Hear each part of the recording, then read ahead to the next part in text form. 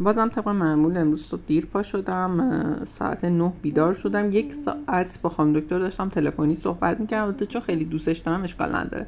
اینجا هم با فرنچ پرس این کفا درست کردم، یکم قیتی بازی کنیم و اینا. البته من کلا این کفای کاپوچینو و کافه لاته و این چیزا رو خیلی دوست دارم.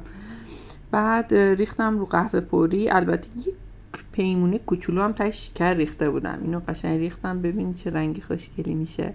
اینجا به نظر اومد خیلی کف نکرد، البته بعدش نشوندم خیلی هم کف خوبی کرد، از کف کافه ها هم بهتر. بعد من عاشق کارامل ماکیاتو هم از این سسای کارامل فرمن خریدم، ولی خب میخورم جوش میزنم، نمیدونم چرا زیاد نمیخورم کلا. یه ذره اینجا تپ تپ کردم که بیاد، چون تو یخچال بود خیلی سفت شده بود. آها این قشنگ همه جاش ریختم.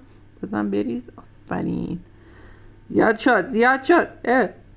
مرسی. بعد اینجا گفتم